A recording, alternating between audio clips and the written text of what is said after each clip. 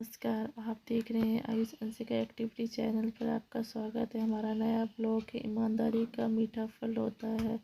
यह एक ईमानदारी के बारे में कहानी है। ईमानदारी के फल की कहानी है। बहुत अच्छी कहानी है दोस्तों, इसे सुनिए। इससे आपको सीख मिलेगी किस तरह ईमानदारी के राह पे जाना चाहिए ताकि हमारा जीवन सफल हो और हमें कोई भी परेशानी नहीं हो।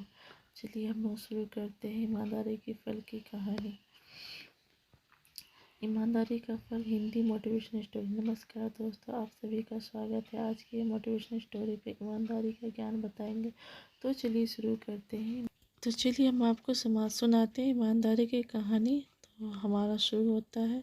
काफ़ी समय पहले की बात है। प्रतापगढ़ नाम का एक राज्य था। वहाँ राजा बहुत अच्छा था, मगर राजा को एक सुख नहीं था। वह यह कि उसकी कोई भी संतान नहीं थी। वह चाहता था कि अब वह राज के अंदर किसी योग्य बच्चे को गोद ले ताकि वह उसका उत्तराधिकारी बन सके और आगे की भागदौड़ को सुचारू रूप से चला सके। और इसी को देखते हुए राज ने राज्य की घोषणा करवा दी कि सभी बच्चे राजमहल में एकत्रित हो जाए। ऐसा हुआ। राजा ने सभी बच्चे को पौधे लगाने के लिए भिन्न भिन्न प्रकार के बीज दिए और कहा कि अब 6 महीने बाद मिलेंगे, देखेंगे कि किसका पौधा सबसे अच्छा होगा, तब जाके हम डिसीजन करेंगे कि क्या होता है। तो चलिए देखते हैं। महीने बीत जाने के बाद एक बच्चा ऐसा था जिसके गमले में एक बीज अभी तक नहीं फूटा था, लेकिन वो रोज़ उसकी देखभाल करता और रोज़ पौधे को पानी देने आता। देखते देखते 3 महीने बीत गए। बच्चा परेशान हो गया। तभी उसकी माँ ने कहा कि बेटा धैर्य रखो, कुछ बीजों को फलने में ज़्यादा वक्त लगता है।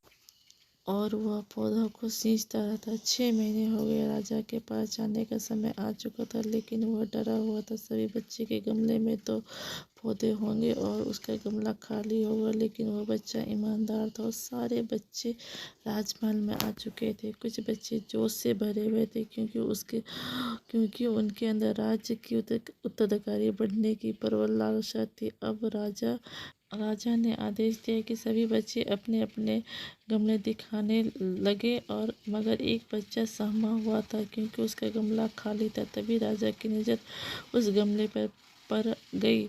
उसने पूछा, तुम्हारा गमला तो खाली है? तो उसने कहा, लेकिन मैंने इस गमले में 6 महीने तक देखभाल की।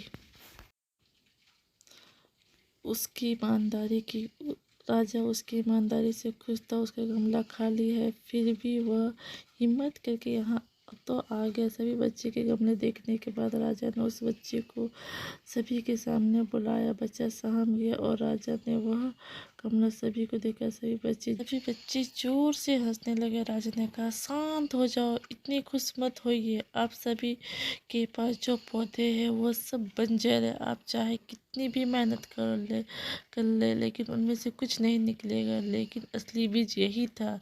राजा उसकी ईमानदारी से बेहद खुश हुआ और उस बच्चे को राज्य का उत्तराधिकारी बना दिया गया। लेकिन हम इस कहानी से क्या सीखने को मिला? मेरे हिसाब से अपने अंदर ईमानदारी का होना बहुत ज़रूरी। यही कहानी का महत्वपूर्ण अंग पार्ट है। तो इसी से हमें ये सीख मिलता है कि हमें कभी भी कोई काम में हिम्मत नहीं हारना चाहिए।